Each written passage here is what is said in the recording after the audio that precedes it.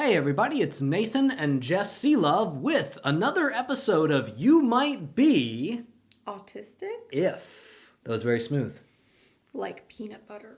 So, for those of you that are new to the series, new to the channel, or whatnot, the way this works is we read a bunch of audience-submitted You Might Be Autistic if statements, and we react to them, we laugh at them, we have some fun with them, and hopefully y'all get a kick out of them. Standard caveat, if you've met one autistic, you've met one autistic. These statements obviously don't reflect every person on the spectrum, but a lot of times there are at least some common sentiments or an interior logic that many autistics resonate with for these statements. So they're kind of a fun way to explore the different ways that people on the spectrum vary. I don't know what I'm doing over here. Jazz hands. And as always, if we mispronounce anybody's name, please feel free to phonetically tell us how it's supposed to sound in the comments, and then correct us. What he meant was write it out phonetically. They can't phonetically tell you how it's supposed to sound because they're just you're doing that thing where you're doing something that you might be autistic if you do. All right, let's get started. You ready? Sure. So picking off where we left off in the last You Might Be Autistic If video with more from Candy on a Chopstick. You might be autistic if it takes you a really long time to do daily tasks. For example, waking up 2 hours early so you don't have to feel rushed and have more than enough time for your morning bagel. So, I think you're a little bit like this. Yeah. In that, I think you often underestimate how much time you need, but because Nathan is so committed to his routine, he won't take shortcuts or do things simultaneously. For instance, he won't feed Blake while he's showering, which would make sense, and kind of cut down on the time he has to wait around for her. Instead, he's got to do everything in this sequential order, and you just can't mess it up. She eats while I get all my stuff together right before I go. There's no time wasted. It's perfectly done the way that it's supposed to. And that way, and when There's I do time it, wasted. and when I do it right before we leave, that means that by the time we get to the school, she has enough time to have a potty break because she's had enough time to, for her water to go through, the water from her food to go through her system. Works perfectly. There's wasted time, but I think if you need to get up early so that you don't feel rushed, I definitely relate to that.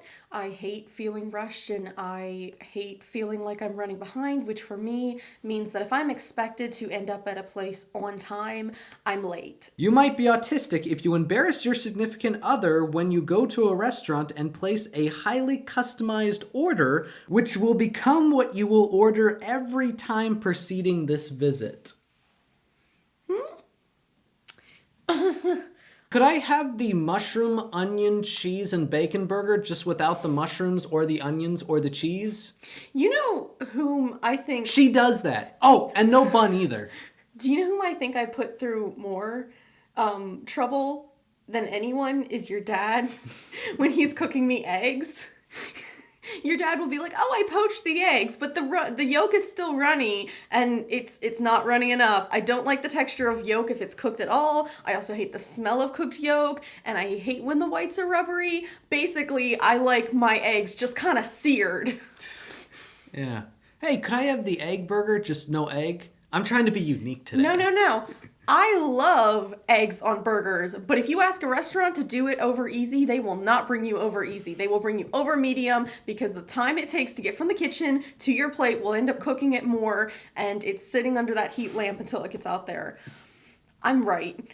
I'm right about this. Yeah. It's not embarrassing. I'm always worried. Live your truth. I'm always worried that there's going to end up being spit in our food because they get pissed off at you. Just be polite. If you have to ask for these things, just be polite and explain that you can give a basic explanation if you're worried that you're doing too much. Like I'll sometimes say, sorry, I have a lot of texture problems with food, or for me, I have some allergies. So I will kind of let that shield some of the other particulars and say, yeah, I do have some food allergies. So it's better to just leave this stuff out. You might be autistic if you find a joke or witty saying super entertaining, so you repeat it to people who only end up getting annoyed. We repeat jokes to each other. I think about 40% of our vocal interactions with each other are just repeating jokes or sounds Yeah, at each other we that do we that. do. It's almost Which like is- we're stimming with each other. Which is kind of nice because, like, we never get tired of it because that's kind of our thing. So, I told him once, we need to come up with new jokes, but the other ones kind of work. Yeah, I mean, we have this thing where anytime one of us says something like, "Who do you think you are?" The other one says, "Running around leaving scars." Lord Voldemort. And that just happens every single time. You might be autistic if, when you hear a song, you don't remember what happened the day you heard it before, but instead you simply remember what you were looking at.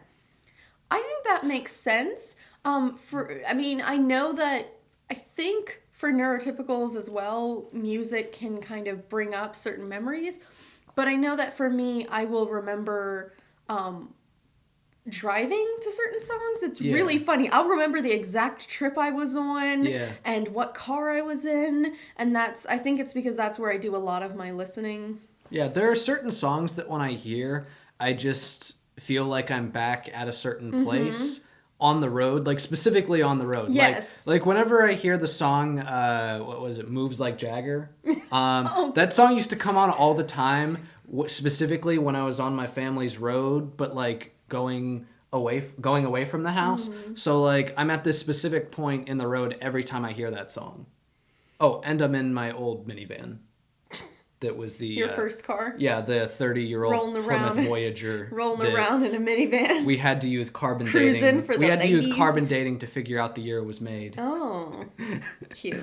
You might be autistic if when someone is talking to you, you focus too hard on trying to listen politely to them to the point that you don't actually hear what they said because you are too preoccupied with the conscious effort of listening correctly. I made an entire video about this exactly is very that. Common.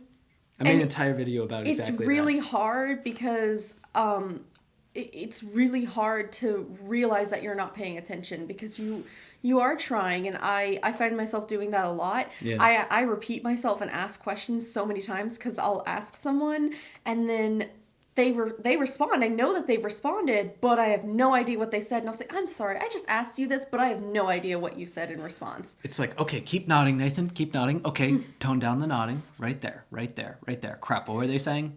I think if it's someone that you trust and that you know and who is kind of familiar with your mannerisms, it's totally fine to do whatever you need in order to listen. So for me, that might mean I don't look at them or I fidget with something else. You might be autistic if you are content with wearing one single type of outfit despite your neurotypical parents' offers to buy you new trendy coats. I have two words for you. Thrift store. Pop some tags. Well, because the reason I say thrift store is that I have found if it's in your area, trendy clothes tend to be uncomfortable because the market for making what's trendy and in fashion tends to be really cheap materials thrown together so that you can get the cool points or whatever for wearing what's in fashion right now. And if you go to a thrift store and pick pieces that are kind of more classic and tend to last longer, you tend to get things that are better quality. And for me, I don't mind if some things are worn in. Like if pants are worn in, jeans, and they're kind of just the stiff denim has gotten soft, that's kind of nice. Certain shirts or certain dresses, it just to me kind of makes more sense to buy it from a thrift store if you don't want to deal with that crappy fabric. And maybe that's something you haven't considered yet and might want to take a look at. Start feeling the different fabrics and see if these feel a higher quality, which tends to be softer or fit better than the trendy stuff. Thank you for coming to my TED Talk. You might be autistic if you challenge yourself to participate in a group activity, for example, a group game. Then when you really end up enjoying it, you want to ask and to play it again, but everyone else has moved on. Oh, God. This is me with Hamilton. This is me. No, hold on. This is me with van games. Back when I was traveling on the speech team. You murder games. You do. I loved playing van games, and like anytime we would move on, when they finally got me into a new van game, I would just be like, no, but we were playing Make It or Break It. Let's go back to that. So the reason I say this is me with Hamilton is because I had a friend who kind of got into Hamilton as soon as it came out and kept telling me, you've got to listen to this and it's great. And I was just thinking, listening to a whole soundtrack of a show that I'm not likely to be able to see is kind of a commitment that I don't think I can make. And then I finally did listen to it and I loved it and I listened to it over and over and over again. And when I wanted to talk to everyone about it, they were like, oh, Hamilton, that's so 6 months ago. Oh, that's funny because this happens. And it's not. It's still alive in me. This happens to me a lot growing up with my brother in video games. I know Paul's not watching, so like... Yeah, your brother doesn't watch your videos. So like I can... Yeah, I know he doesn't. So I can say screw him for this. But you know what he would do was he would get this new video game and he would keep trying to get me to play it and trying to get me to play it and trying to get me to play it. And finally, I would play it with him and then I would like it. And then the next time I would ask him, hey, let's play that game again, he'd be like, oh no, I've moved on to this other game, which, by the way, you should definitely try. Yeah. God. I think it helps if you're into something that a lot of other autistics are into. I'm looking at you, D&D crowd. Because then everyone kind of, I think, can sort of crowd around that one activity and really enjoy it and enjoy perfecting it. Yeah. You might be autistic if you try out different ways to walk or just randomly start walking on your toes. Tiptoe walking is an autistic thing. Wow. That was actually something, so I thought I outgrew that. I used to do that all the time as a child, and I thought I outgrew it. And when I was going for my diagnosis, my mother-in-law said, oh yeah, I was talking about some physical behaviors on my diagnosis paperwork, and she said, oh yeah, did you put down that you tiptoe walk? And I, what? No, I don't. She said, oh, you do? And I said, I don't think I do that anymore. I did when I was a child, but I don't do that as an adult. And she just kept telling me, you do. So apparently when I'm really stressed or I guess not paying attention, I tiptoe walk. I never thought about that as an autistic thing, but I definitely do that. It's an autistic thing. That is interesting. Thank you so much to everybody who gave us suggestions. If you want to see another You Might Be Autistic If video, then leave some You Might Be Autistic Ifs down below so that we can react to them, laugh at them, and have some fun with them. We both hope that you have found some things that you might relate to, and we both hope that these videos give you a sense of community. So thank you so much for stopping by. Jess, do you have any parting words? My parting words are goodbye. That was really original, wasn't it? Well, that's today's video. Thank you all for watching. If you liked this video, please give it a like, a share, and if you haven't already, subscribe to the channel. Check out some of my other stuff. And if you want to support the channel in other ways, support me on Patreon. And you will see me in the next one. And you'll probably see her eventually, too. Eventually? Eventually.